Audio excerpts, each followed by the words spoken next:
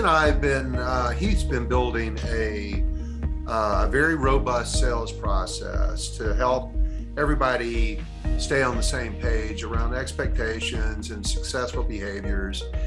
And the very first step in that process is prospecting. And for the benefit of all of our territorial reps, our regional people, we wanted to go back and revisit this training. And then going forward, Heath, why don't you share with everybody what you're working on and how this training is going to look going forward? Yeah, so I sent everybody an email yesterday. I don't know if everybody had an opportunity to look at it, but to really work on identifying a sales process. It's something that everyone probably intuitively does, but we really want to make sure that we have that defined so that we can have consistent results. Vaughn and I were talking, one of the reasons for that is in ensuring that we have consistent results, especially as we go forward. Is to make sure that we can continue the momentum that we have as a company and as a sales team. Right now, business is good. And a huge part of that is from all the hard work that everybody in the team is doing. But I think that we have to recognize that we are getting some help from the economy. The home furnishing industry is very hot. If we were to call any jobber in the industry, we would hear that everybody else is up as well. Other industries are doing very well, and this is not going to last, unfortunately, forever. So we want to make sure that we're all operating on the same page. We're all moving in the same direction, that we're all still achieving good performance. And one way to do that is to have a sales process that will help us as a leadership team, and for me as well, that when things aren't working, that we can identify what areas the breakdown is occurring so that we can coach everyone on the team to get them back to performance. And I think that I shared with you a long time ago, that is the way that I like to lead, and be able to help you and identify where you're struggling and what we can do to get you back on track. Without a defined process and without activity-based metrics, you're just really at the mercy of a sales number. And if you're not hitting your number and there's no way to identify, where the issue is, I can't help. So Vaughn has been working with me and getting this sales process documented. It took a while for me to get this done. And this is something that we're going to continue to refine. So as we go through these steps, this is going to be an opportunity for us to collaborate and to share and to learn from each other and to really identify best practices from individuals on the sales team. And then we will make adjustments to the sales process. Does that sound fair? Yeah. Good. All right, Vaughn, anything you want to add to that? I want to say the same thing in a North Carolina accent. Okay. When KPIs, let's talk about KPIs. KPIs, key performance indexes, measures, those are indicators of what is working or not working in any process. And no matter what company I'm working with, I've got a couple partners that work with process development with other industries. And I do it in sales. One does it with management processes, another does it with operational processes. We all come out of big companies. We understand the value of processes. And in order to know whether your process is working or not working, or if something's going wrong, to understand where it's going wrong, that's where KPIs come in. They're an indicator of where something is either working really well.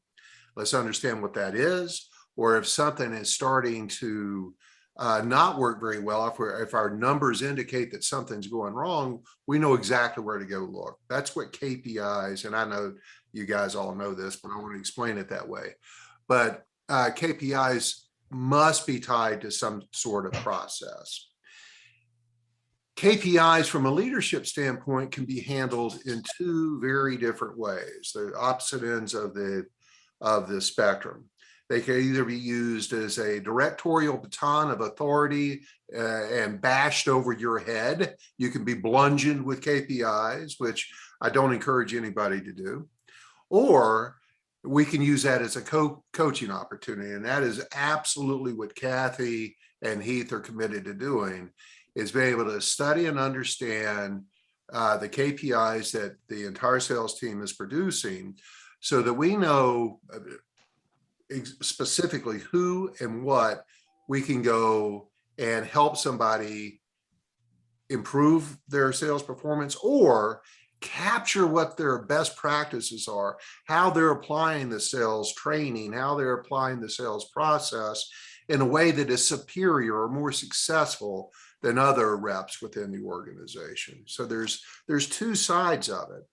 And I've seen unbelievable results out of sales reps sharing their success stories, their successful approaches. We probably wouldn't understand to even know that that was a successful approach unless we had KPIs and KPIs associated with the sales process. So I've encouraged Heath and Kathy to create, and really Heath took on the role of this, to create a defined sales process, because the very basic element of our engagement and drive and motivation within the company is I know what's expected of me. It's one simple question. I know what's expected of me. And we sometimes miss that mark in leadership and making it very clear. And that's where Heath's sales process will be established. It is always going to be a work in progress. Once processes are created, there's always going to be adjustments, enhancements, and key learnings that are added to it. But it helps us with the underlying and most valuable element of our employment and success as employees of an organization is I know what to do. I know what my boss wants. Now I can go give it to them. And so that's the purpose. That is the real motivator behind Heath's very hard work to get this done. And I'm going to segue now, Heath, unless I've prompted. No, thank you, Von. Well said. Okay. So that segues into what we're going to talk about today, which is the very first step of the sales process for RM Coco, which is prospecting. And prospecting takes on a lot of different definitions depending on whose ears the word is falling on. Today, I'm going to go through 11 strategies, 11 key strategies that I believe are the core strategies for everybody in the sales profession to be thinking about, executing, embracing, honing their skill sets, sharpening their saws on, making sure that they're using all, if not most, of these strategies in their weekly activities in prospecting. Prospecting is finding new accounts. Prospecting is resurrecting inactive accounts, and prospecting is certainly working with your existing active accounts. All three of those, I should say, these 11 strategies fit perfectly into all of those. There's somebody's got their mic on. If you wouldn't Larry, mind, that'd be great. So there's the starting shot in all this. Let's get things going. I'm going to talk about the 11 core prospecting call strategies. I'm going to talk about all 11. Some I'm going to go into a little more detail on. All of these are really easy to get started with. By the way, Heath, I think I saw that you distributed this module to everybody so yes, that sir. They've got the reading material around this. There's a lot of detail in the module that he shared with you. I'm going to go through the highlights of it. I'm going to go into detail on a couple of them, but my goal with you all today is if you can pick up on one or two strategies from today, say, yeah, I don't do that enough. I need to start doing that, or I need to get better at something. We make haste, we make improvements in very small increments. There's a concept around changing habits from bad habits to good habits, that if I can get 2% better every day, just 2%, just a little bit better every day. Where habit changing often fails is when I make too dramatic a change in my life. It's too much of a shock. And so I encourage you, if you find one or two, and that's what I'm asking you to do today, find one or two elements of these core prospecting strategies that you can improve on, or either adopt or start improving on, and just start practicing, get a little bit better, and over time you become a master. And then you can go back and pick up another, I hope. I personally have used every one of these strategies and currently use those strategies in my own business. I work with dozens of other companies. I've had lots of success with other sales professionals I work with in all kinds of industries in adopting these 11 strategies with a lot of positive feedback. In fact, I unfortunately had a 6 a.m. call with a fella that is he's actually head of sales and marketing. This is an executive. We're redesigning his entire sales team. He's a leader that believes in walking the talk and actually applying what he expects his direct reports to be doing. He started using these strategies himself and reported back to me this morning. He says he couldn't believe how well, and the ones he chose 3, how well those really worked, and how easy they were to apply. So this, he said, I haven't done this sort of thing in 25 years. So, and it's not exactly like riding a bicycle, but in the end, it's about practice, and it takes deliberate practice. And the only way any of this training helps you to improve your sales, improve your commissions, and make you more confident, more effective at what you do is practice. You got to put it to work. We learn by doing. So this is a big preamble before we go into this, and I'm going to talk about it more. We've got to put things into action. We remember about 20% of what we hear, about 20% of what we see, but we remember 80% of what we do. And if you see something, you hear something, and you go out and you put it into practice, you retain it. You can't retain all 11 principles I'm going to talk about today. You can't apply all 11 principles if you don't have any of them working for you right now. Pick 1 or 2 and just keep practicing slowly, faster and faster, and more until you feel really confident around it. Now let's get into these 11 core strategies. Preparation. Here is the one thing that I see is a basic key element that many sales professionals miss the value of, is getting prepared and setting up a phone call or an outreach. Listen, the more confident you are, that comes across to anybody you speak with. The more confident you are, the more likely you are to go do something. We often procrastinate and put off things that we don't feel very good or very confident in doing.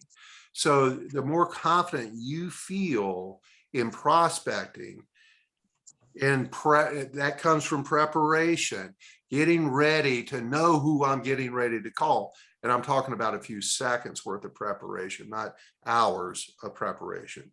So make sure before you start outreaching to a prospect, whether it's a current, an active, or a brand new prospect, that you've done a little bit of research.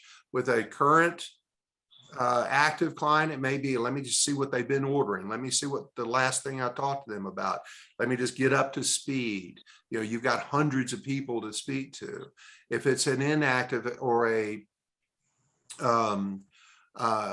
brand new account, there's other approaches that I'm going to go into, which is just do a quick LinkedIn search.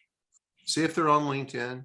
See if there's any information in their profile or on their company page, if they have one, that is valuable to you. It gives you knowledge about them. Do a quick Google search. Go to their webpage. Go to the About Us. Learn something about them, where they're from, how long they've had the business.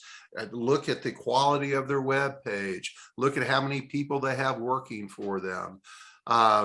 And just, if you just understand their story, their history, and it also will help you find who the decision maker is in the organization. I know that's not a huge challenge for you guys as much as it is for other industries, but understanding who to speak to is a huge part of what you need to prepare for, or who to ask for when you call. Vaughn, can I make a point? Absolutely. Hey, Mike, how are Hi. you? Hi, everyone. So when you do that research in Goldmine on the contact record, there's all sorts of fields for you to write notes so that you don't, so it reminds you of this the next time you touch this 3 months from now. So you don't have to remember all this in your head. So I'm always amazed, like all of you usually go to somebody's website page, right? Or a lot of you? Well, input it into Goldmine on their contact page. So you don't have to do another Google search. You can just hit that website and it's a hot link right to their website, so that when you go back to that page 3 months later, you can immediately go to their website page. So that's one. There's a industry field. It says detail industry. It's a long line that you can write. Put a little something about their business. Concentrates on home remodels or model homes, or has a retail center, or just put a quick anything about them, about what their business is and what the opportunity is. Does a lot of window treatments or whatever, focuses on, only this. It will really help you shortcut going to that page and instantly knowing what that is about. Also, there's a notes tab that you can put little things about their business history or whatever that would be different than the history tab, which that just that's everyday transactions and so forth and conversations. But if there's something really special about the notes, like how the business started or some history that you want to talk about, put it in the notes area. So I just wanted to say that I'm always amazed. I know you guys research these prospects and stuff, but when I go to these tabs, I want to learn about them. And if you guys just put down the information, it'll help me, but it'll also help you when you go back to it. That's a power tip from my car this morning. There you go. All right. Good job. Thanks for bringing that up. Your 30-second commercial, elevator pitch, whatever you want to call it. Do you have one? What is it? Is it really 30 seconds? It needs to be under 30 seconds. Making sure that you've got that prepared, that when you do get in touch with somebody, you have that memorized. It's second nature to you. So that it just rolls right off your tongue. I am Vaughn. I'm with RM Coco, and this is what we do. And we've got a whole nother training module on this very topic that is really important to make sure. But I just want to let me do just a very quick survey of the group. Show of hands or acknowledgements. Does everybody feel pretty comfortable? They've got a 30-second pitch that if they meet a stranger somewhere within under 30 seconds, they can explain who they are and what they do clearly to somebody. Amen. Gonna have an amen. All right. Very good. If Heath, one of the things you might want to do at a future sales meeting, in fact, I'm not might want to do, you need to do, is have everybody share their 30-second commercial. Because again, a lot of good ideas come from that. So at the next group sales meeting, I would encourage everyone to share their 30-second commercial, talk about them. It is one of the things we always have to be aware of, cognizant of, is it may be really boring to you because you do it all day, 10 times a day, 100 times a day, but the person you're speaking to is maybe the first time they've ever heard it. And the better you are at it, once you get it down, use it, abuse it, keep using it, and keep it memorized, but don't get bored with it. Final comment on preparation. I say this multiple times at multiple points during all of my sales training. This in today's modern selling, in today's modern approach to consultative selling, it's about the prospect, not about RM Coco. We've got to show empathy before expertise. We can't go in with our guns ablazing with a bunch of pitches. We've got to go in with empathy and curiosity and understanding the needs of each individual prospect that we're speaking with. You've got to have that mindset. Always remembering that you're selling you as much as you're selling RM Coco, or maybe even more than what you're selling RM Coco. You've got to be really impressive, and you will be very impressive if you go in with a true sense of empathy and curiosity to learn about your prospects, what their needs are, what their pains are, what their frustrations are. It's giving you great information so that when you do go to a presentation or a pitch, you know exactly what they're looking for. And again, we've got a whole nother training on that part of it alone. But another thing too is we all love compliments. So when you connect with somebody and you do have a genuine compliment to pay them, whether it's their website or even a connection, you know, you're from the same hometown, or you some alma mater that you may have in connection with them, and maybe they've done something impressive. Maybe they're part of an organization or a group, or the chair of a big association. Find out these things and compliment them. Try to lead with a genuine compliment with somebody. That always gets you off on a positive foot. And at the very least, if they've got a good looking website, compliment them on that. There's what you guys may or may not realize, and every person who owns a business has a website today, I think. And they all struggle with that website. They work hard. They spend a lot of money on their websites, and they often are very critical of their own investment in the work that goes into their website. Anytime they can get a compliment, a genuine compliment, I'm not telling you to lie to anybody, a genuine positive piece of feedback from somebody on that investment. They spend thousands and thousands of dollars on these websites. Give them that feedback. It gives them a lot of reinsurance.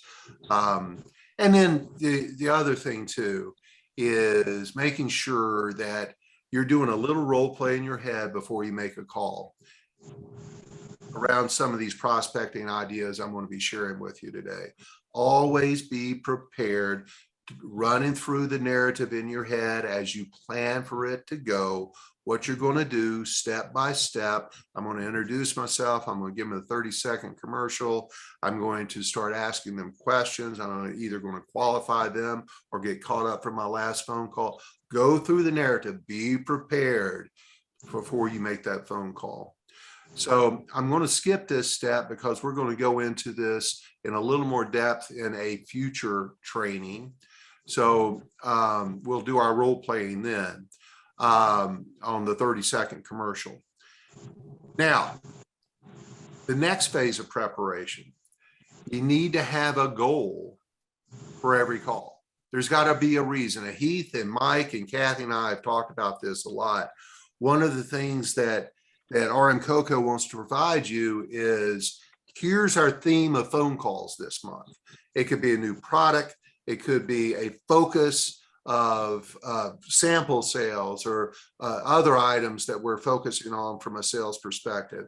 You're going to have a reason. We've got to have a reason for every call. It may be to follow up on an order. I get that. It may be to follow up on a conversation you had before. But if this is a prospecting call, have a reason. Tell them why you were calling, especially if it is a current client. Take the pressure off of you. You're not, the expectation with every call is not to make a sale. And you guys know that better than anybody. It sometimes takes weeks, certainly days, if not weeks, sometimes months to get the sale. It's a long process. So don't think at any point anybody's expecting you to be making sales off of every phone call. Their goal is I just want to move to the next step, especially if it's an inactive or a new prospect. I just want to get it to the next step. I just want to keep warming them up along the cascade of a sale. So take the pressure off of yourself for the expectations. You're just planting seeds. You're becoming memorable. You're making a connection. You're helping to build a relationship with somebody. And listen, if they're not interested, if they don't seem to be a good fit, if they're not a quality client for you, move on. Not everybody is a high value client. You've got to be able to give yourself the permission to do that.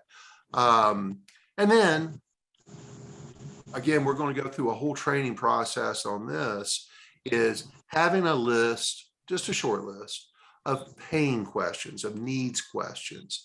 And when you call them and you get the opportunity to spend a little more time with them, if they have not rushed to get off the phone, and you can start digging into what their needs are, they grant you the right to start asking questions. Have those questions ready, and have them as listed as either a memorized script. And if you don't have it memorized, have your script handy to ask those questions. And it needs to be pains and needs. And again, we're going to go through an entire module on this. But some of those could be, hey, who are some of your current vendors? Who's working really well right now? Who's not? What are some of the challenges you're facing? How long has that been an issue for you? What have you done to solve it? Any idea what that's costing you in way of sales or profits while you're trying to resolve it? And then in the end, it's always that's when your expertise comes in. Asking these questions shows your empathy. And in the end, what you want to be able to do, you're gathering information, is then you have the opportunity to talk about, if at all, primarily you will be able to talk about what RM Coco can do, what you and RM Coco can do to overcome some of those challenges. That's today's modern consultative selling. And always, there's power words, there are very weak words. Sometimes we as salespeople can't hear ourselves. That's the beauty of video recording or audio recording ourselves, so that we know how we sound. It's hard to remember how we sound, but sometimes we use very weak terms. And one of the undercurrents of any successful sales professional is they're operating at some level of control of the interaction. And as part of that control, you want to be able to say things like, let's do this, instead of, hey, could we maybe think about sort of, would you be interested? No, you say something that is subtly powerful and directive to somebody, like, let's do this. So in the end of be prepared to do this. After you found out some information, you want to move it to the next step. You always want to make an appointment for the next time you get together. That is one of the primary rules you have to have in your toolbox. Is when I get off the phone, if there's some level of interest, I'm going to set a calendar invite. I'm going to set a date and a time for the two of us to talk again. And that conversation goes something like this. Do you have your calendar ready? Does Tuesday around 1 o'clock work? I'm going to send you a calendar reminder. What's the best email to use? I'll send you a reminder ahead of that meeting. And then do your follow-up to make sure I'm going to talk about the 3-phase confirmation process in just a second, but it's set the appointment, send an invite, follow up within a couple minutes of setting that appointment with a thank you note, and then 24 hours in advance of that meeting, make sure you're sending them a reminder. Hey, I'm looking forward to seeing you at 10 today or 1 today. You can text them, you can email them, you can call them, whatever you want to do, just remind them. By doing these things, you dramatically improve the likelihood that they're going to be there when you call. I'm going to pause just for a minute. Anybody have any questions on this part of it? I would just say, Vaughn, that as you start to do that and you're doing it a lot, that's a lot to keep up with.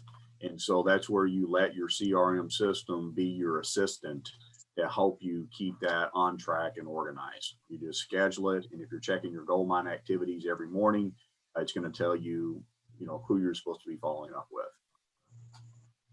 Good job, Heath. Anybody else have any questions, comments, concerns? Excellent. So here's the three-phase confirmation process. If you're not doing something like this, let me tell you, it's easy. And if you ever get frustrated with people not showing up for appointments, let me tell you, this will cure most of it. It's not 100%. Nothing we do is 100% perfect, but this will dramatically improve the likelihood that people will show up when you have an appointment with them. Phase one, you need to ask the prospect, make sure you've got their cell phone number, along with their email address. Now, most of your current prospects, certainly you have that. You may have that already for an inactive. You want to verify that you have the right data for the inactive prospects that you have out there, certainly for a new prospect out there. So you've got their cell phone, you got their email address, and tell them the reason why I need it. I just want to send you a confirmation email, or I want to send you a calendar invite. This is what I'll need.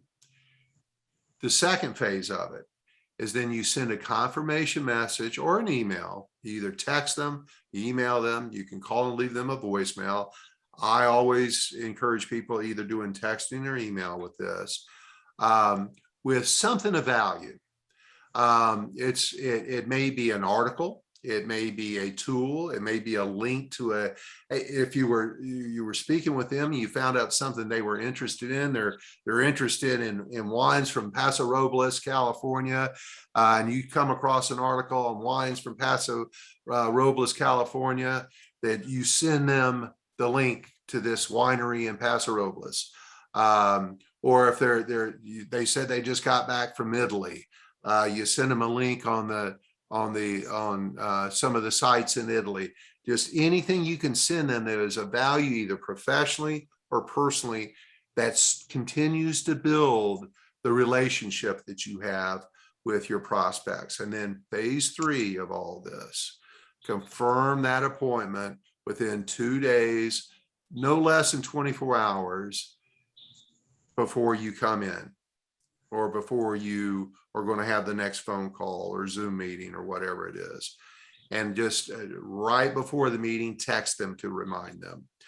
We all know that we're generally working with very busy business owners, and they get caught up in things. That little text right before the meeting very often is that last turn of the lock that makes sure they show up. So they drop what they're doing. They feel some level of commitment to you.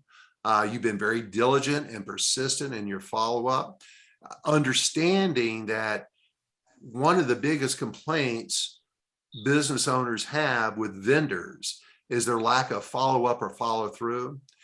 All this is setting a tone of how persistent and reliant you're going to be in taking care of them when they give you their business. You're going to follow that up and you're going to be persistent. You're setting a level of understanding. It may be more of a psychological than it is an overt, but you're setting the right tone for your prospects that, hey, I'm going to be persistent. I'm going to be there when you need me. Can I say, go ahead. So I like this. I would like to see us try to do this. I know for the outside sales team, it adds up just to, you're traveling, you're driving, it's just a little bit more work for you. But I think it separates us from the competition and raises the level of professionalism as a sales team. I know that sometimes we have concerns that if we confirm our appointment, that we're giving the customer an opportunity to opt out of that appointment. Oh, I'm glad you called. I can't make it or whatever. I'd rather have that happen instead of you driving 4 hours for that appointment and find out they're not there. And we know that happens, and it's happened to all of us. I was somebody, I think Terry had told me the other day, a couple of weeks ago, she was getting ready to make a special trip to see a customer. And I think Terry had followed up, and the customer said, oh, you know what? I can't make it. Now, Terry just could have showed up that morning at 9 o'clock after staying in a hotel, driving all the way there, and the customer's not there. That's a wasted day of Terry's time, which her time is very important, and it was a waste of company resources. So I think this is something that we need to really try to implement. And I can tell you, one of the other fears, Heath, one of the fears of doing something like this is I don't want to bug them. Yeah. This is going to turn somebody off. Never does it. And again, I've done this for years. I have a lot of other people that that are working with me for services and that sort of thing that do the same thing. And it's actually appreciated on my end as a customer. And I know the folks that I'm setting appointments with, I can't remember the last time somebody missed an appointment with me, because now, before I started doing this, when I first started my business, just like Heath was mentioning, I would get so frustrated because I'd show up for a meeting with somebody and they say, oh, was that today? I got something else going on. Or, oh, was that today? I completely forgot. Or you get there and they're not even there. And it's like, okay. And listen, let's face the facts that customers, prospects don't value our time the way we value their time. Salespeople, because of the stigmas attached with us, we don't always have the greatest reputation or level of respect. That's where the building the relationship comes in, right, Larry? You're on mute.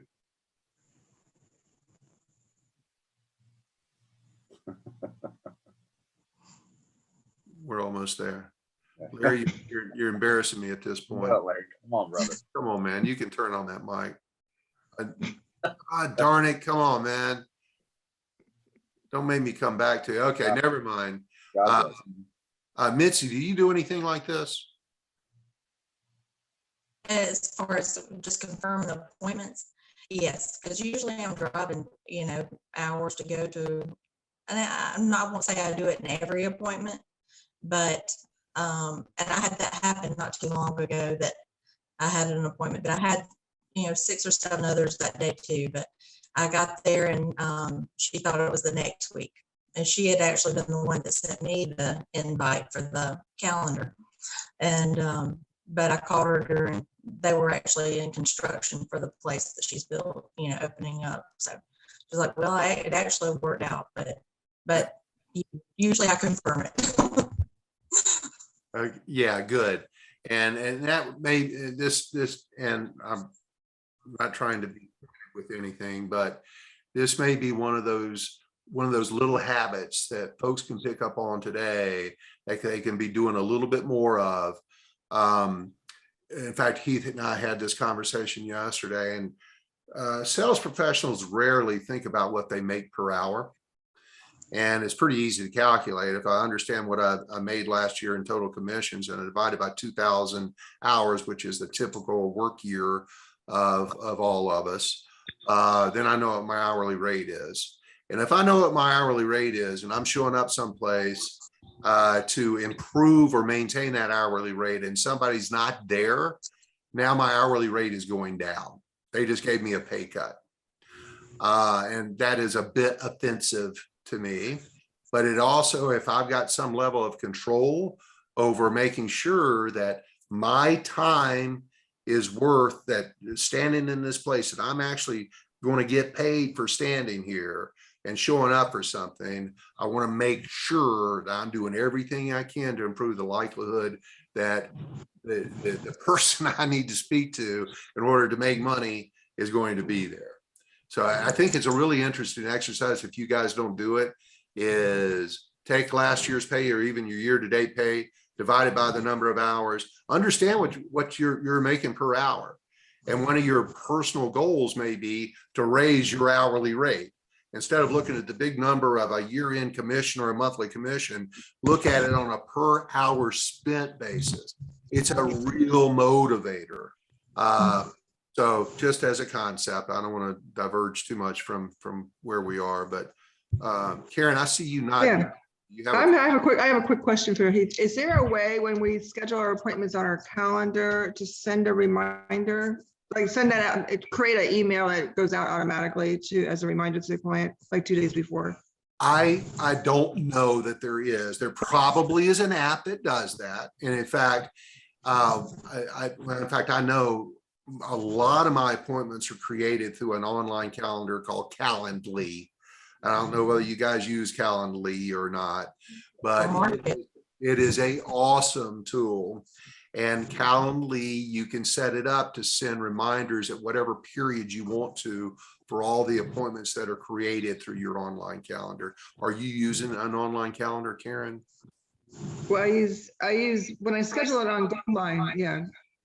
Yeah, so That's on my appointments on the calendar. Karen, I Goldline. don't believe, we do not have the ability to have a scheduled email that goes to a customer to say, hey, just as a reminder, this is a confirmation that we have tomorrow at 6 o'clock or 5 o'clock or whatever it is, an appointment. And now you can look at calendar, such a hard name to say that, but it is you can have a free level of service, and we do use that for a trade show. You only get so many that you can get at a time, and so we use that at a trade show. So they can look at your calendar and also look at the block of time, and they can select it, and it'll send them a confirmation, and it also remind them again when it comes time for the appointment. So you may want to look at the free service and see if there's some way that you can use that if you want to have that ability. If not, you're just going to have to look every morning at your activities in Goldmine at the start of the day, which is a good habit to get into anyhow, and just follow up with them. How do you spell that? Go ahead, Vaughn. Nice job of delegation there. Heath. Mhm. It's spelled like calendar, but in the end, it's CALDN. Calendly. Calendly.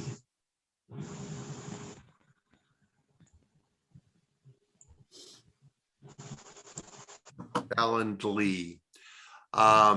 And I can listen. I should get a commission for what I'm doing right now, but I tell a lot of people I work with about this tool. And I had a young man, business development guy for a video production company here in Los Angeles, who I told him to put this in every email you send out. It just needs to be a part of your email template. Every email template has your Calendly link to it. Make an appointment here. He called me back 3 days later and says, that's the greatest thing I've ever done. I can't tell you how many appointments I'm getting off of that. Thank you so much for that tip. So it's something I know it saves me a ton of time around that whole rodeo that we go through, trying to find a day and a time for somebody to make an appointment. If we're sending out a prospecting email and say, hey, listen, love to talk with you. Here's my online calendar. Find a time that works for you. I'm always impressed with how many people will go right in there and make an appointment. Vaughn, Heath, I think that's a good thing for us to look into. I've been thinking of that too.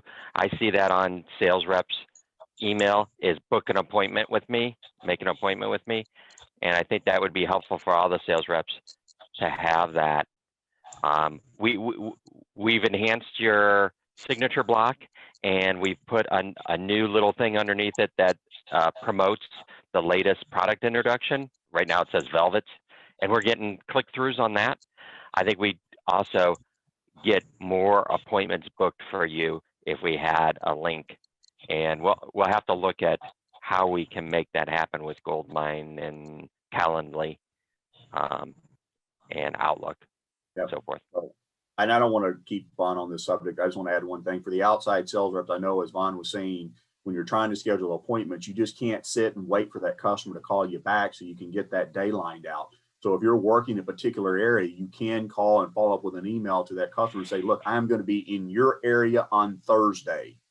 here's my calendar for the day. They can click on Thursday and they can see if somebody happens to go and schedule an appointment at 8 to 9, they know they can't do appointment at 8 or 9, but they can do 2 to 3. They do 2 to 3 and you have an 8, 9. Now you only have, and they can see the timeline and pick their time, what works for them. So you don't have to sit and wait for them to call you back and say, sorry, I've already booked 8 to 9. So that's not going to work anymore. I was going to say the same thing, Heath, that you have to direct what day, what date, when you're going to be in the area, because you can't just, I'm going to be 4 hours away from there. Right. When you do that, but also you have to leave yourself travel time. Right. So I remember Carol, when they used to schedule appointments, they always had problems because it looks like it's 5 miles away, but it took 30 minutes drive. Right. So definitely the ISRs would probably be better with the book an appointment. The outside sales reps, I guess you probably don't want customers willy-nilly booking up your calendar at different locations, but you always could book a phone call, I guess. Yeah, that's the point, Michael. This is perfect for phone calls or virtual meetings. And with some work, you can make it work for in person, but it takes some preparation in order to do that. You've got to build in, you got to block time. You can tell Calendly how to block time for travel and that sort of thing. It has a lot of integration in it and a lot of customization to it, but it takes some setup and it takes you staying on top of it. But it's perfect for phone calls or virtual meetings. Mm-hmm. I'm going to have to send Calendly a bill for this. Okay, core principle number 2, self-branding. We've got to make sure that we've got I know that Dylan's done a nice job of getting us set up on our email signatures. I think he's gotten the templates out to be able to put your profiles in LinkedIn all consistently. But if you don't have some social media or self-branding presence, you're missing out in today's world. A Facebook page, an Instagram page, a LinkedIn page. LinkedIn is really the best for business, in my opinion. Do you need to spend a substantial amount of time on self-branding and social media? Absolutely not. Set it up. It's really about prospects finding you, seeing who you are, that you look professional. Nothing's worse than a prospect looking you up. You don't even have a picture of yourself. You got the little avatar on LinkedIn. That's so unprofessional. So in the reality is, in the 21st century here, technology makes it really easy for us to have a digital presence in the world, so that that we're easily found, we're easily researchable. People can get a feel around who you are, what you do, some of the things they may be able to connect to you about. Does everybody do that? Nope. But the ones that do, it's a game changer. So let's talk about 5 self-branding activities. LinkedIn. Heath, where are we? Did we get everybody set up with a template for LinkedIn? No, we did not get everybody set up with a template. All right, we need to get that as a to-do, and I sent it over to Dylan. I'm pretty sure it's just a basic fill in the blank template that everybody can just fill out and use for LinkedIn. So would you help me remember next Monday to ask Dylan that? I'm making a note. Okay. I've talked to Dylan and Mike and Heath and Kathy about this, is making sure we've got digital newsletters going out. If you want to create your own to your mailing list, to your clients and prospects, good on you. I don't know where the budget is for this, but sending out marketing material, gifts. I send out brownies to a lot of people. That's kind of my signature. If we have mugs, we can send them. There's all kinds of genius things that are out there right now that make you memorable. One of the best I saw was a little cap that people can put over their computer camera that blocks the lens of the camera with their logo on it, with your logo on it, I should say. So that all day when they're looking at their computer screen, they're looking at your logo. I thought that was brilliant. But Mike, do we have anything that we're sending out or that we're sharing with our clients in the way of marketing gifts? You know what? We've done various things like pens and clips, like fabric clips and bags and different things. But we probably need to look at that again. What we have available. Yeah. And if you need some ideas, one of my clients owns a company that does this, very successful. And he works with he does it for Facebook, he does it for Google, he does it for Instagram, he does it for several online real estate companies. He's working with some big players. And with some very cool stuff that he has access to. So those companies use most of this marketing stuff for onboarding new employees, but he also works with some of their sales teams, corporate sales teams, for gifts and leave behinds. And if you ever want me to introduce you to, his name's Dylan too, Dylan. Let me know, and I'll maybe Dylan and Dylan can talk about some ideas. Okay. Okay. Hey, Vaughn, Yeah. I was gonna say, when I was working as a designer full time, I always remember my reps that had the good swag bags to bring in. So like one of my outdoor furniture reps, Janice at Sea was the company. And I always had like a Tiffany color blue ribbon on it. And he'd bring a tape measure and some candy. I tried candies at first, but it's 100,000 degrees here, so that didn't work too well. So, but something like that I think would be good to drop off to some of your bigger Sometimes Swiss chocolate can become Swiss soup. Exactly. Yeah. Okay. But it's just a great little subtle reminder about RM Coco, and if it's properly executed, it's of high value. Core principle number 3, making calls into a game. Set some goals for yourself. There's a concept about the game of work.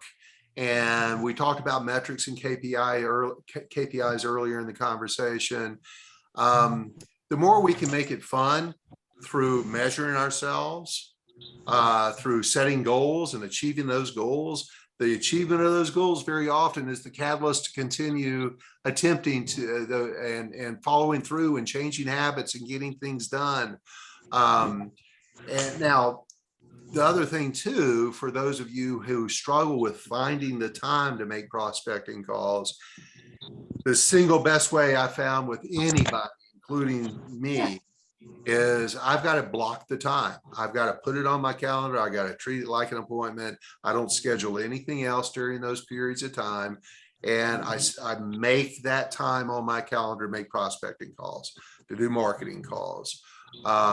Does sometimes things come up and that gets interrupted? Yeah. It's not a perfect world, but at least I've got it scheduled for specific days, specific times, that nothing else comes in voluntarily to take up that time, because prospecting gets that pipeline full. Managing our pipeline is essential for our success. And the only way we're going to get the pipeline full is either through Dylan's masterful marketing efforts, generating phone calls, or primarily it's going to be through your efforts. And what you all do. Hey, Larry, you need to mute yourself. Here, I'll do it. There you go. You got a couple devices there, and it's giving us a bunch of feedback. Sorry, ma'am.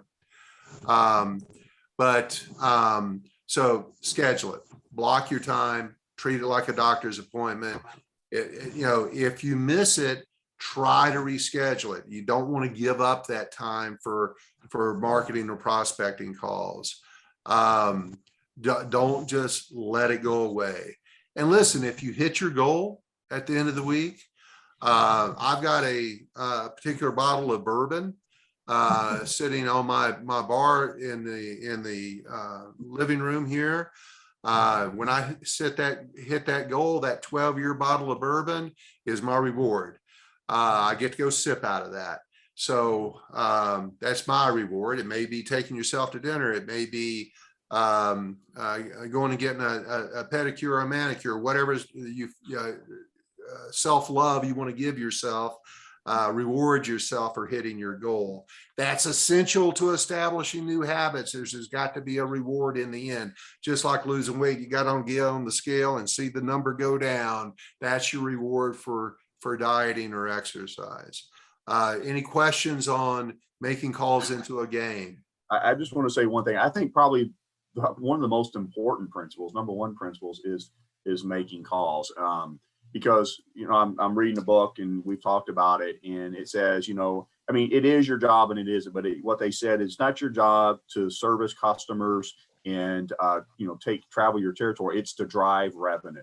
Number one is to drive revenue, and prospecting is, we have talked about this for 20 something years, Larry. You know, every sales meeting we talked about the new accounts is the lifeblood of our business because of the attrition rate that we have.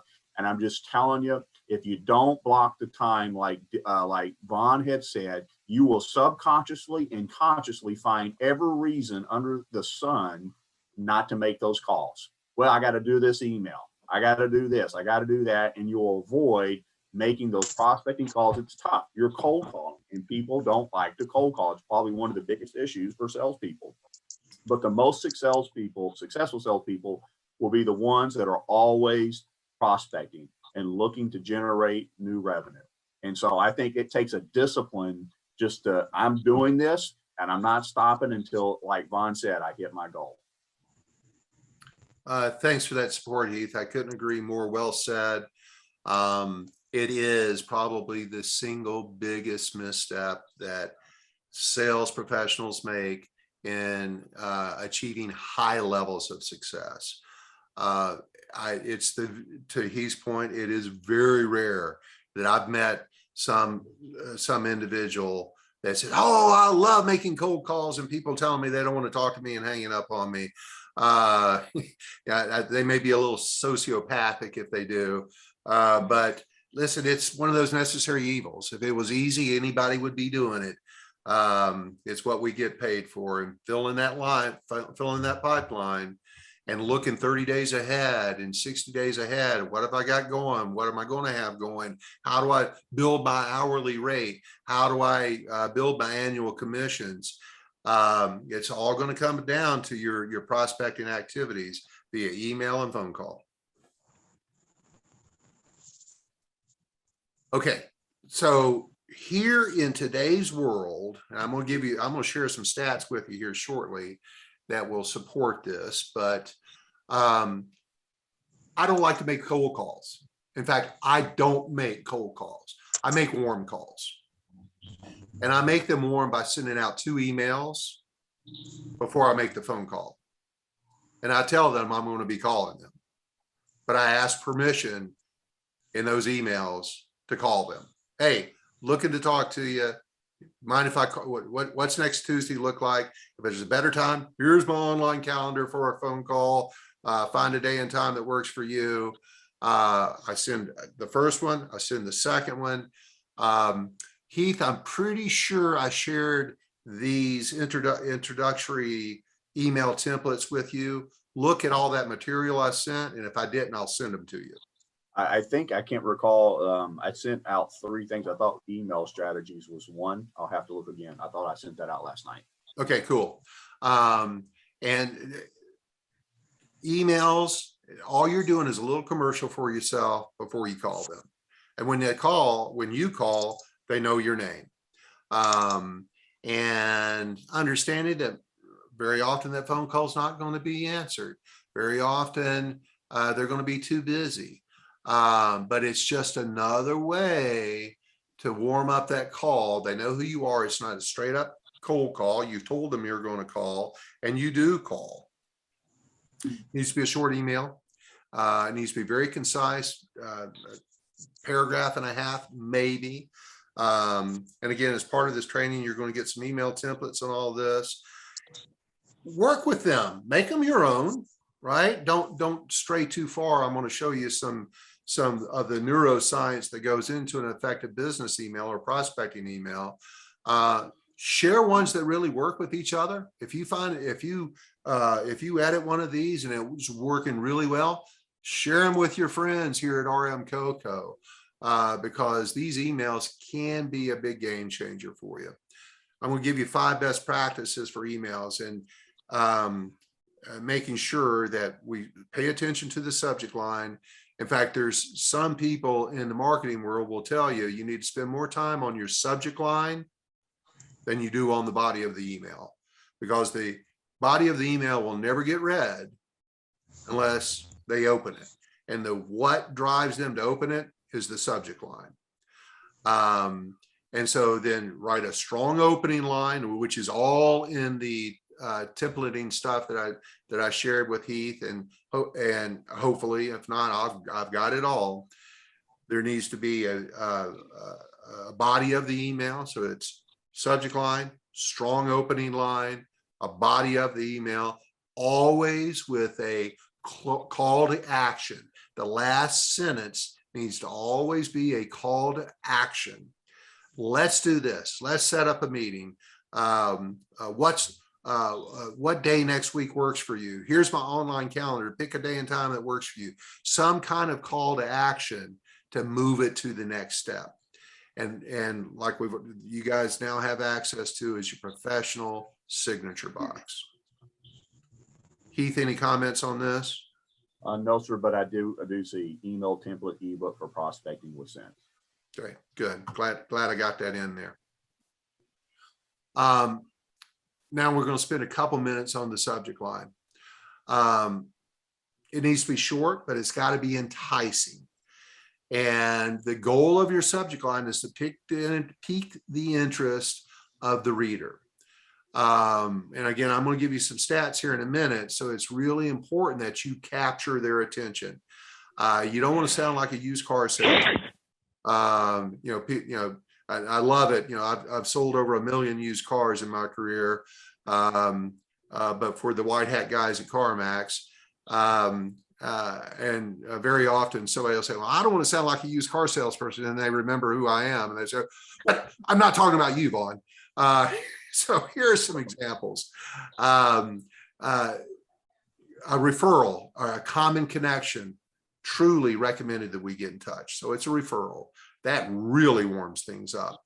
Referrals are a whole nother topic we're going to talk about. It's one of Mike's favorite topics. Ideas. Here's an idea for something that may be important, something that's trending in the industry, something that's trending with fashion or hardware. You put a couple questions in there, a thought, a title, a blog. That's optional, actually. And have you considered, and then make it a question. Have you considered finding a new resource for this? Have you considered whatever you feel like? And again, these templates spell this out for you. A thought or a recommendation. That's essentially the neuroscience behind an email. It's got to be written in this order. Is a great subject line. It's got to be short. Some reason, a strong opening line while you're emailing them.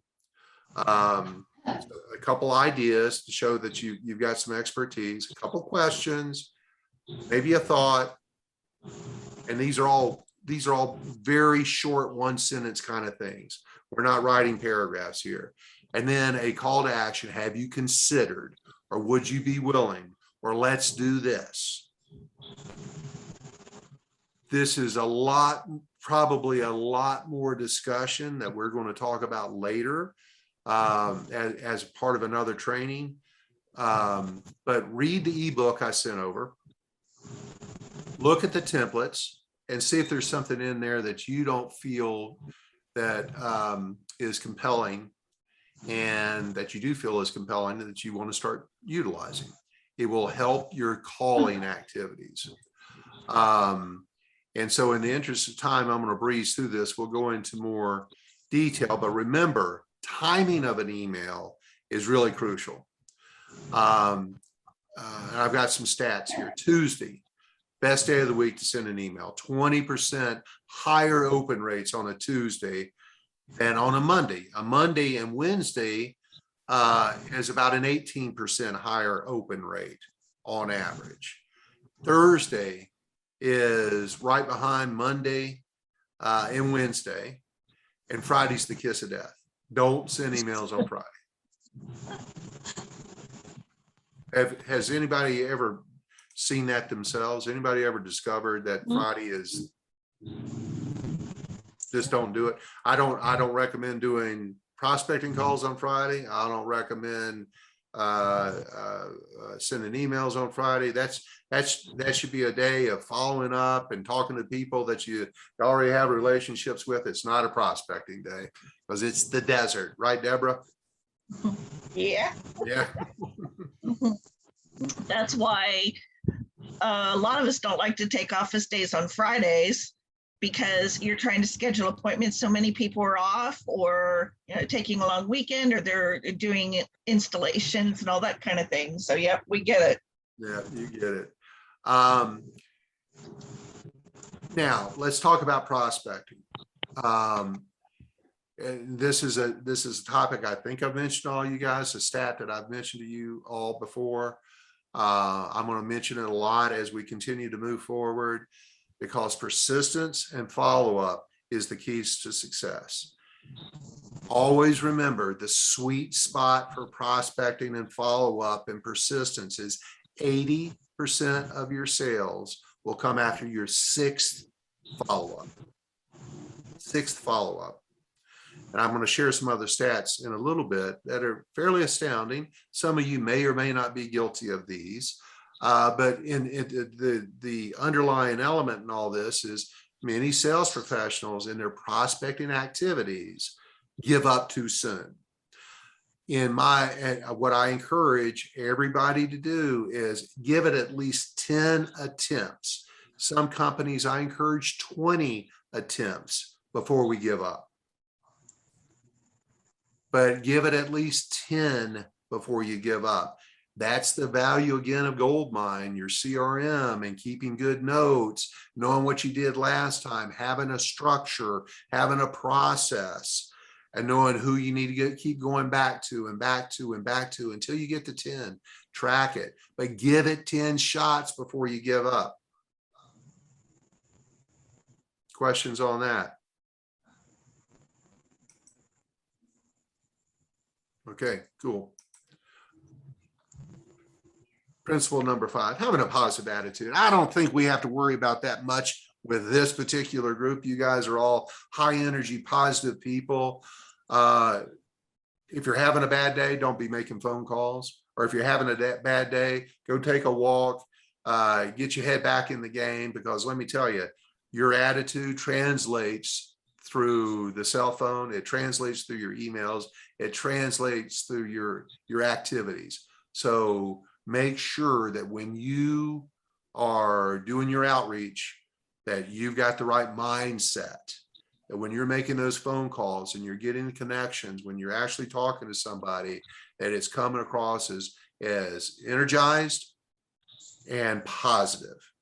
And I'm telling you, just don't do it if you're having a bad day, and we all have bad days. So, and bad days are generally, and prospecting generally becomes a bad day when you keep getting rejected. You're going to have setbacks. People are going to hang up. People are going to be rude. Gosh, again, that's the stigma sometimes attached to our profession. But it's not personal. They don't know you. There's no way they're making this personal. But I can tell you,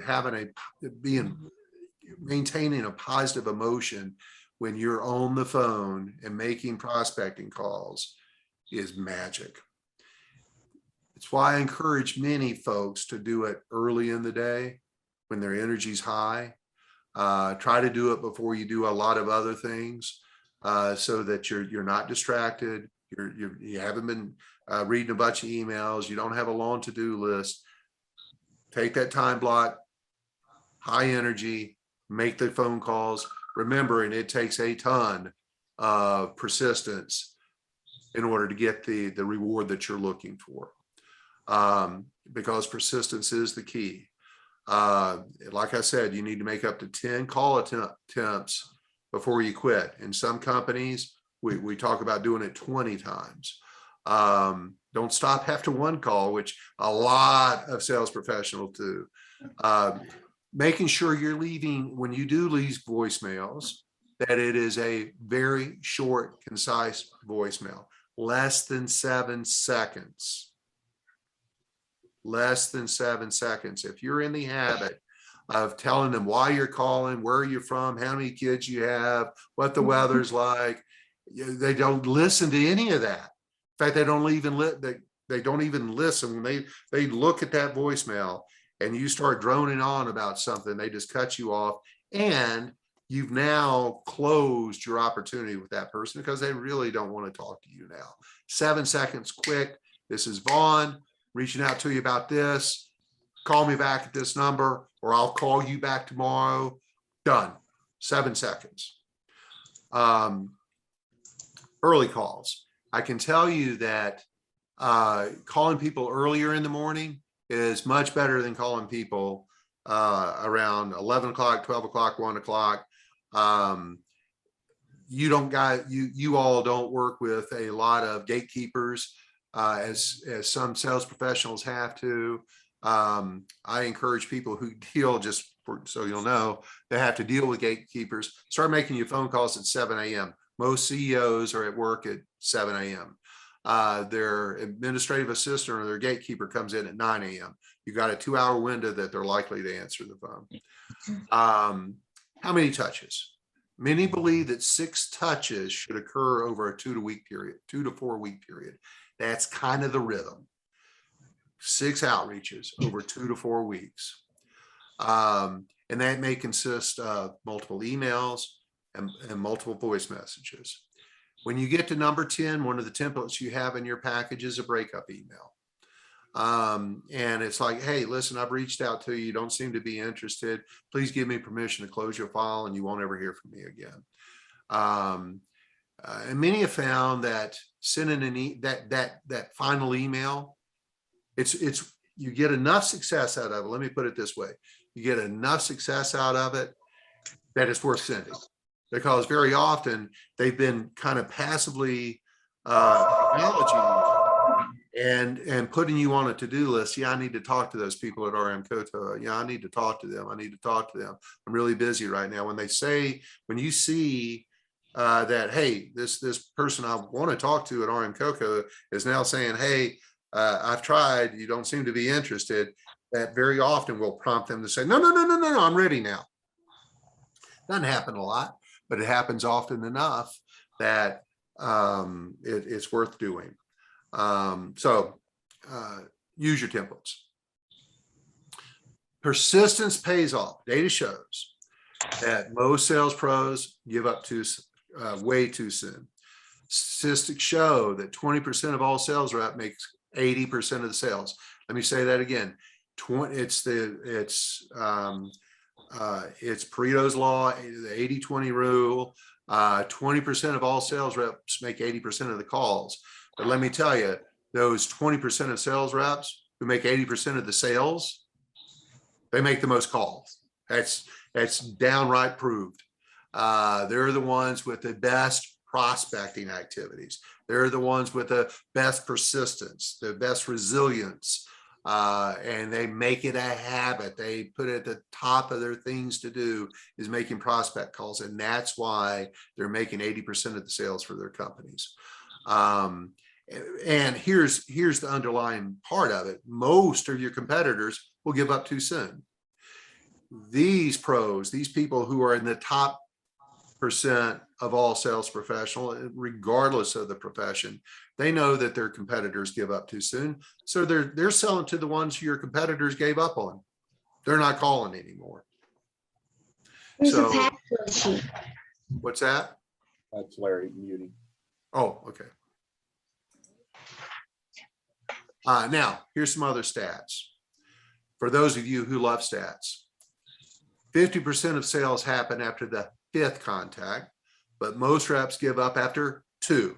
And I've cited my sources here. This is a company called Inside Sales. They do research, all kinds of things regarding the sales profession and the industry. It takes 8 cold calls to reach a prospect. 8 cold calls to reach a prospect. 72% of all sales calls aren't answered. That comes from Baylor University. 8 cold calls to reach a prospect, just to reach them, and understanding that 72% of the time the call is not going to be answered. That's on average. 92% of all sales professionals give up after the 4th phone call. That's kind of the sweet spot of the give up, is 4 phone calls, but 80% of the sales come sometime after the 6th. That's why I encourage you to make 10. Only 2% of sales happen in the first phone call. So they do happen. It's not unheard of to make a phone call and make a sale, but it only happens about 2% of the time on average. 83% of prospects who request info, they say, yeah, send me some information or send me that. Well, they don't buy for 3 to 12 months. 83% don't buy for 3 to 12 months, which means you have to keep following up and prospecting to these folks. The best time to call a lead, 4 to 6 p.m. on a Thursday or 5 minutes after their inquiry. Now, don't know how many, did we get a lot of inbound requests, Heath? No, I wouldn't say a lot, but we do get some. And so understanding when somebody sends an inbound lead, you got to get back to them in 5 minutes or they've moved on. So sometimes you're in competition with your competition. But just through statistics and studies, between 4 and 6 p.m. on a Thursday, best time to reach somebody. And on average, people delete 48% of their emails in 5 minutes. That goes back to that subject line. 48% of their emails in 5 minutes. 5 minutes of receipt. So that's the value of that subject line. It's got to be compelling. It's got to grab them. Or principle number 7, know your value proposition. Be able to translate that and transfer the knowledge of that value proposition to your prospects. Tie that value pragmatically back to what is in it for the prospect, not what you do, but what you help them achieve. Don't talk about features and benefits. Talk about how you achieve their goals, how you fix their pains. That's the value of the proposition. You're looking for business opportunities. They're looking to do more business. What we need is some kind of connection to help the two of you get together and work something out that's mutually beneficial. It's essential that you're not really looking for approval. You're not looking for validation during the prospecting call. What you're really looking for is commitment to move it to the next step. I just want to keep building the relationship and building the relationship and building the relationship to where it becomes a sale. Number 8, don't waste your time with calling and not talking to the decision maker. That's one of the key vital behaviors of top sales performers, is they only spend time with the person of which can make a decision whether to do business or not do business. Is that sometimes delegated to other people in the organization? You bet, for your purposes.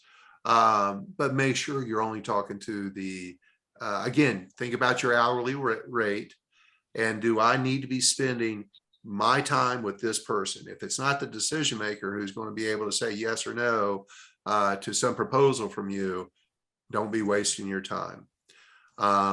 Is it okay to build a relationship, a short relationship, and be nice to people who answer the phone that aren't the decision maker? Yeah, you don't know what kind of influence they may have over future decisions, but they're not the decision maker. So make sure that you're qualifying, that you're speaking to the right person. And then how do I do that? Well, you need to have the question, if you don't already have it. What is the question you ask to validate whether this person is or is not the decision maker? The one I use is, let me just ask you a quick question for my records. Are you the person that makes the decisions around XYZ? And I ask that early in the conversation. I don't, because again, I don't want to waste my time. I train my my clients to don't waste their time. Get this question out of the way early, so I know if I'm talking to the right person or not. If I'm not talking to the right person, ask to speak to the person who does make that decision. Be transferred, get their phone number, get their email. Now you've got this updated in Goldmine that this is the person I need to be reaching out to.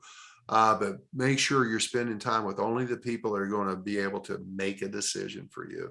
Let me open this up. Anybody have any comments or questions around that? Yes, well, before we get too far away from things, I wanted to ask you a couple of quick questions. In making or trying to get appointments or creating prospects, is there a percentage that you get a better return on if you're making a phone call and leaving a message or sending an email? It is almost 90% of the time you're going to get an appointment from a phone call. From a phone call. Okay. Now, with that being said, is if I'm traveling, Tuesday through Friday, right? Is it, and one thing I picked up that I was unaware of, that you had put the 4 to 6 p.m. on Thursdays is the best time. Okay. So with that being said, am I better off making a phone in the mornings, let's say Tuesday through Friday, before I leave the hotel, before my first appointment, to keep things in the pipeline? Yes. Yes. Yes. Yes. And Michael, I'm not going to dissuade you from doing that. I've been on the road. I've sold on the road. I know what your life is. Right. And I also know after you leave that hotel room, your life becomes a little less predictable. Yes. And so that's the sweet spot. I'm not telling you that's the only time to do it. That's a very valuable time to do it. Right, right.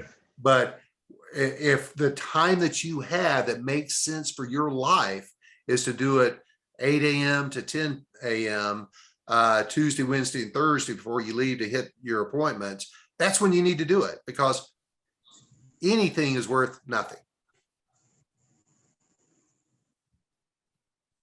I should say more than nothing. Kind of misspoke there. Does that make sense, Michael? Do you buy into that? Absolutely, because I was, I thought to myself, I was making, I'd get back on Friday and I was making, trying to make appointments on Friday and, leaving voicemails, which probably 50% go into a voicemail box. And then I'm waiting for, a response, or I'm following up, because I'm usually trying to work 2 weeks out. So I have time to follow up. Yeah. And let's just talk about that for a minute, because that's a great topic. Generally, in order to get a response, I have to use 3 forms of communication. And I don't know which one's going to work for who, so I'll use all 3. I make a phone call, I leave a message, I send an email and said, hey, just left you a message, trying to set an appointment. And I have my calendar link on there. Let's get together next week. And then the third one, if I've got their cell phone, I'll also text them. Hey, look at an outreach. I've sent you an email, left you a message. Let's get together. I don't know which one they're going to respond to. As well as anybody on this call today, some people text, some people call, some people email. If I don't hit all three, I'm not giving myself the best opportunity to set this appointment. But once I've got it, I know now this is a texter, or I know now this is an emailer. I make that note in my gold mine. I know the best way to get this person to respond to me, and I'm on. Does that help, Michael? Absolutely, absolutely. Yeah. And Go on. it falls into a pattern you've already seen, right? Yes. Yeah. Okay. Larry, were you trying to say something, my friend? Yes. During the 2.5 months that during COVID that we were not traveling on the phone, I was making probably 40 calls a day to customers.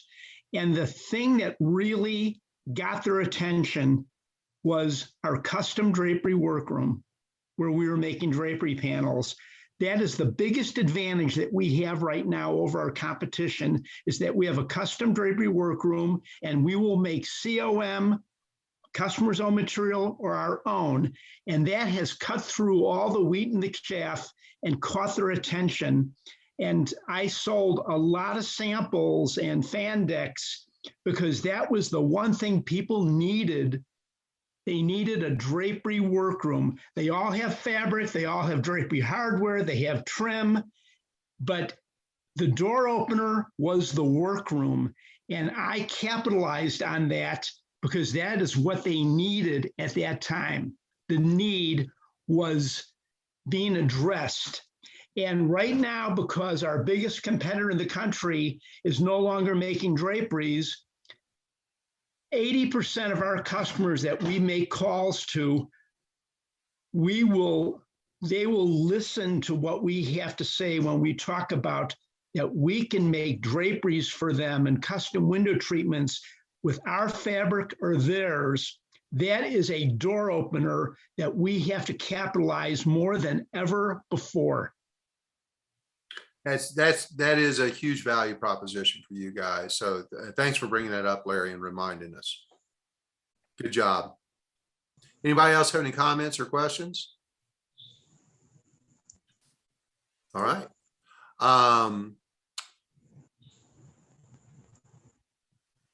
Number 9. Be prepared to have a list of satisfied clients. I know Mike and Heath and Kathy and I have talked about this in the past, but the concept of, I'm not sure you guys are familiar with the term social proof, but in today's digital world, very often our prospects who do not know us, do not know of us, do not know us, will want to know or want to be able to speak to or see information from somebody that shows that you're reputable, that you actually do what you say you do, that you're good to do business with. And so always be prepared and have the referral or the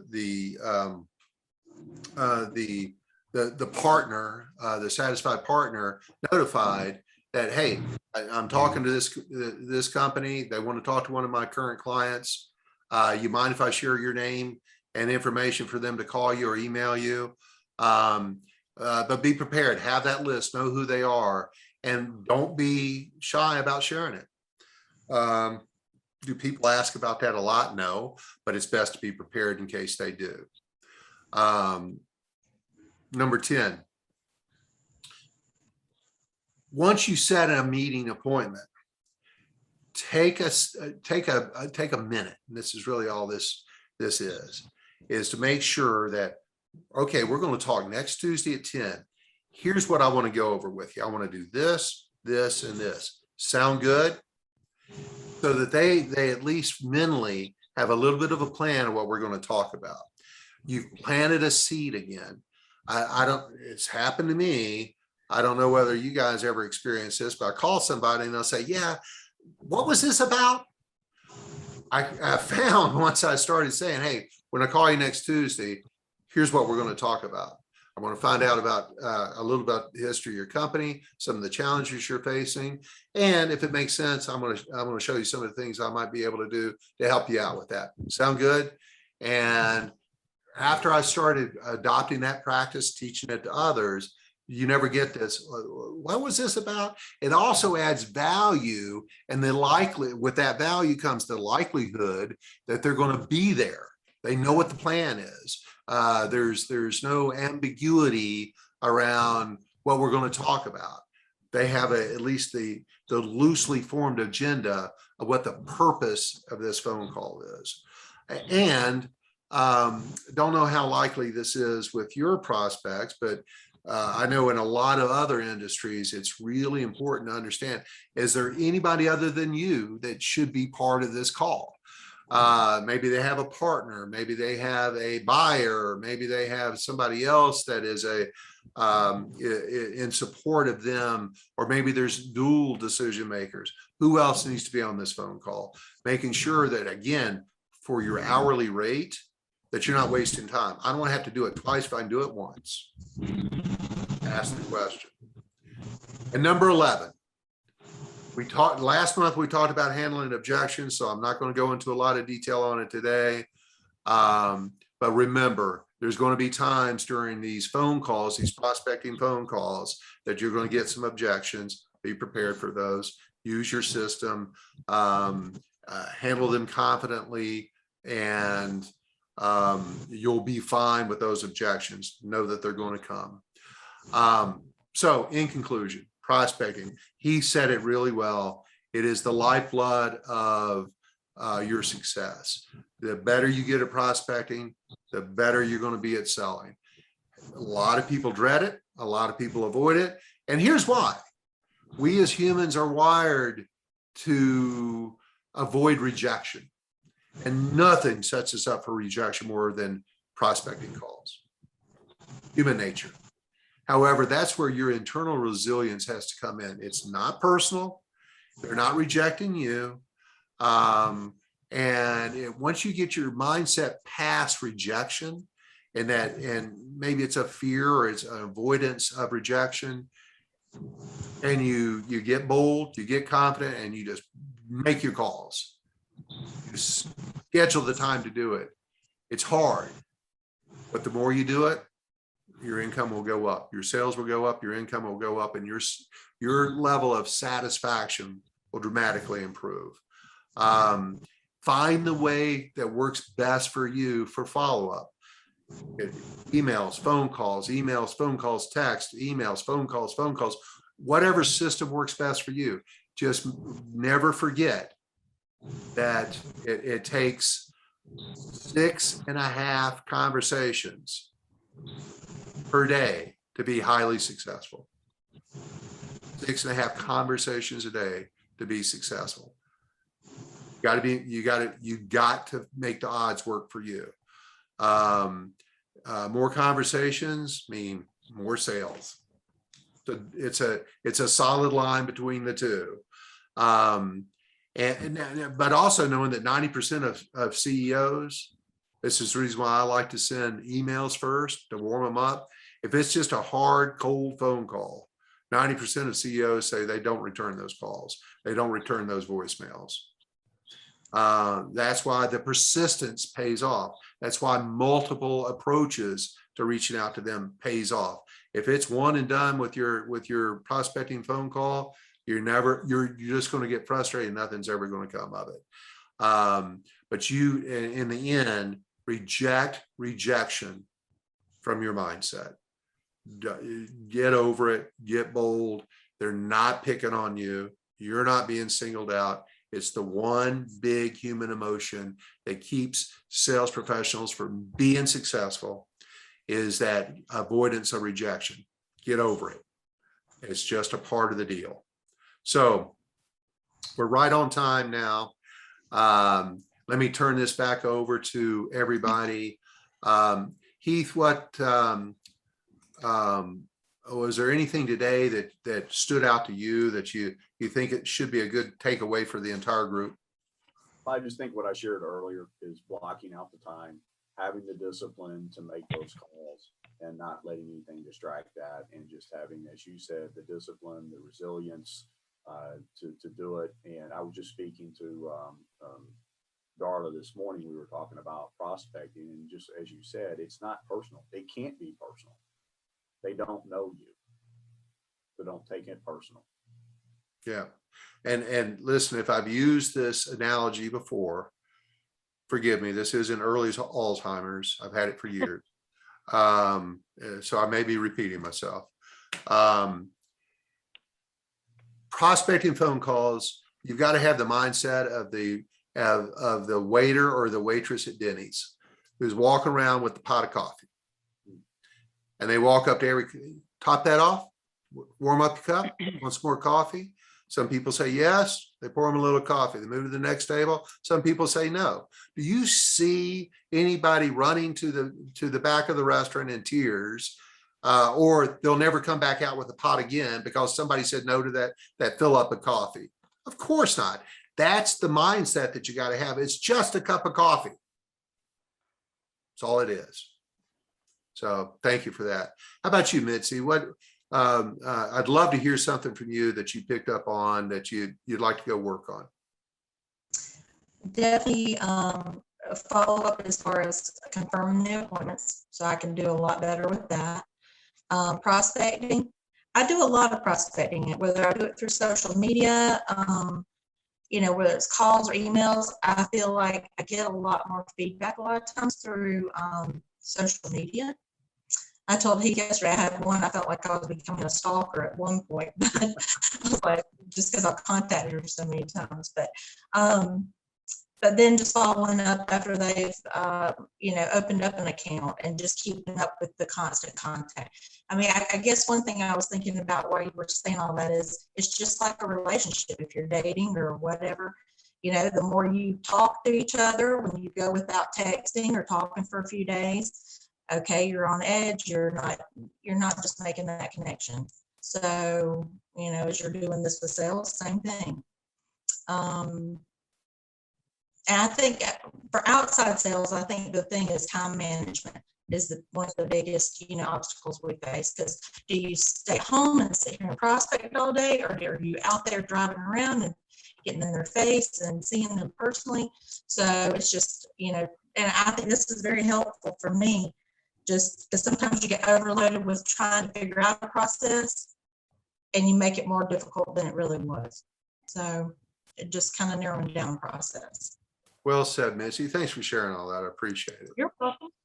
How about you, Larry? Okay, the greatest baseball player that makes 15 million a year makes an out 65% of the time. So you don't take it personally, this rejection, because you're going to strike out, you're going to make an out, you're not going to be successful in everything you sell.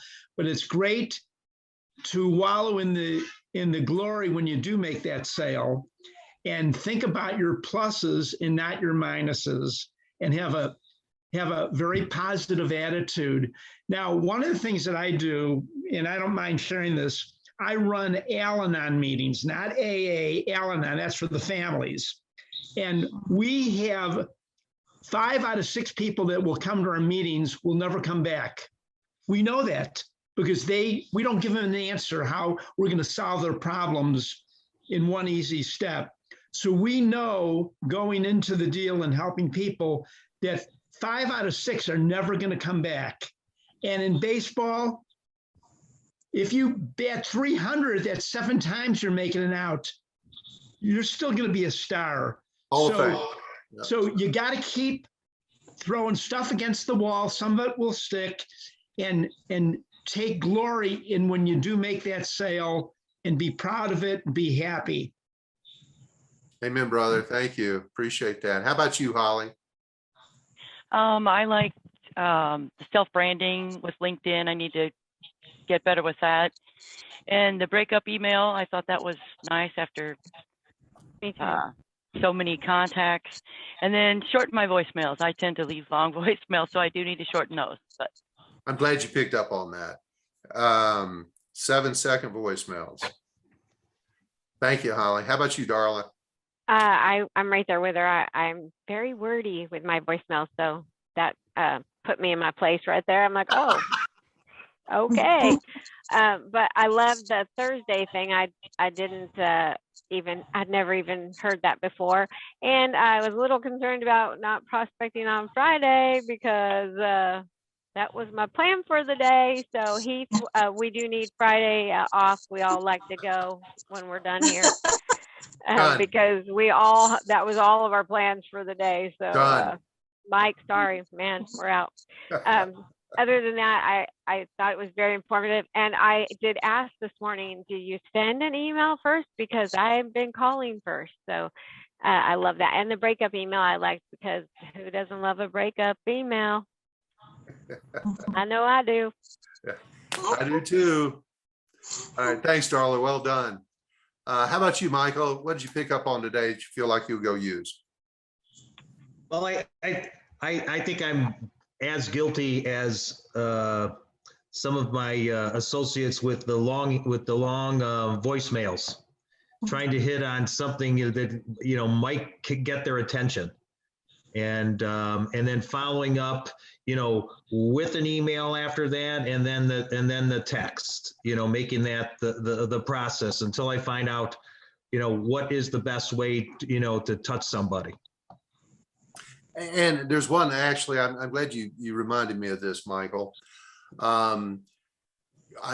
There's some industries, I don't know whether it is your industry or not, that their clients are very active in Facebook, and they respond to Facebook messaging or Instagram messaging. So that may or may not be, I don't want to overcomplicate things, but certainly the big three, and you've nailed that.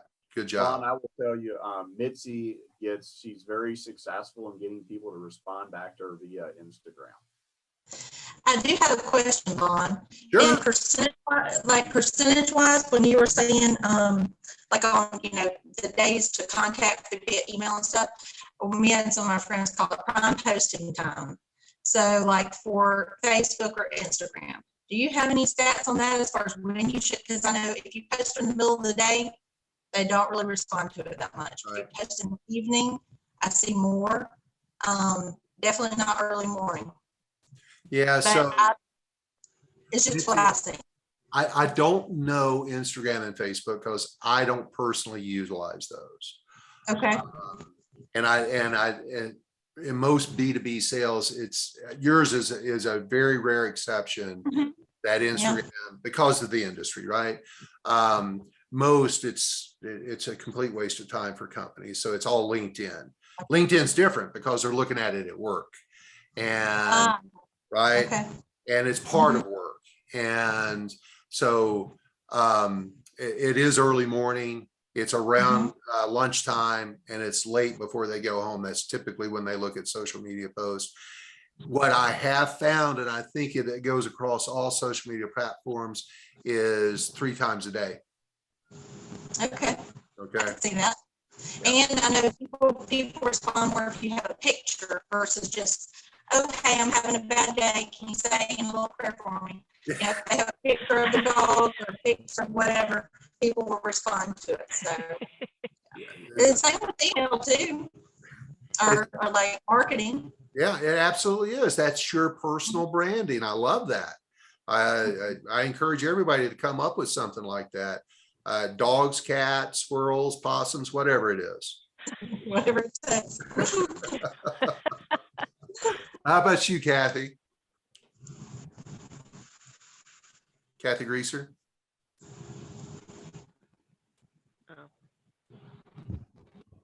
Hi there.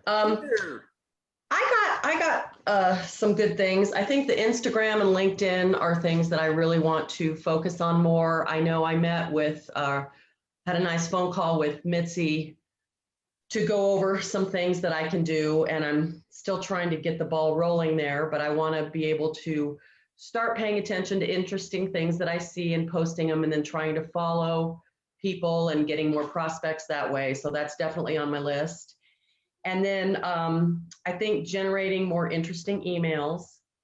The subject line, I already had my brain going and trying to think of some fun, creative things to do there.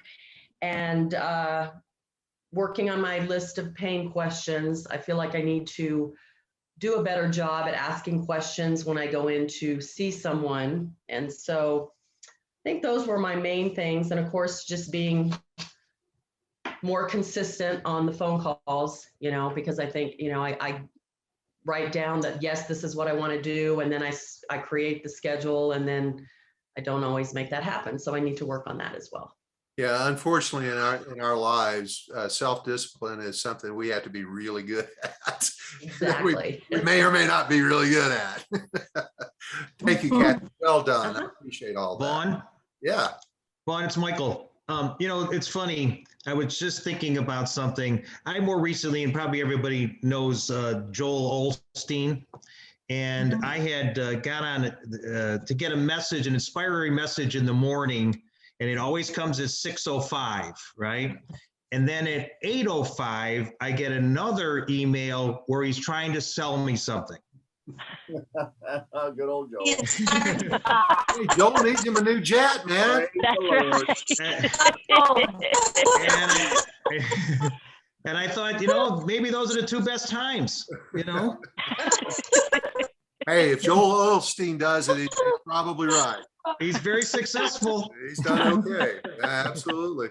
Thanks for the thought of the day there, Michael.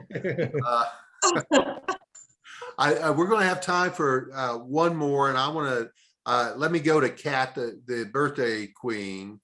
What is one of the takeaways, or some of the takeaways you got from today, Kat? I'm gonna start. It's Barb's birthday. It's not mine. So it's Barb's. Oh, Barb, I'm sorry. She stole your crown. Okay. That's always But I'll answer anyway.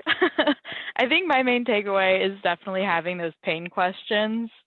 Just because, like asking for those, it's always going to be awkward because it either gets people on like an angry tangent, which I had one the other day, and then they just felt better. They're like, "Oh, thanks for listening to that." And I was like, "Yeah, like, yeah, no problem."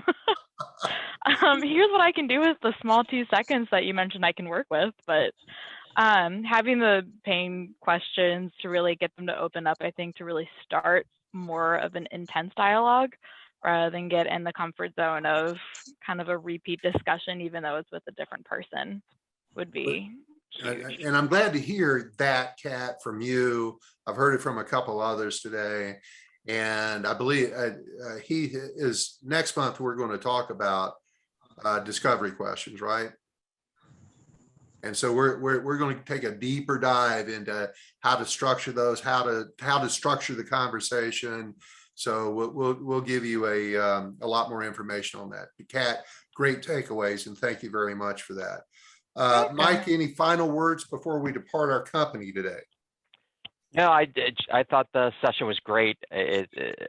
For me, it was all about persistence and how much persistence it takes, and just power through and just keep going.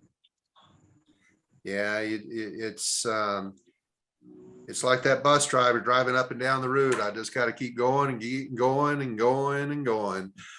Somebody's going to get on this bus sooner or later.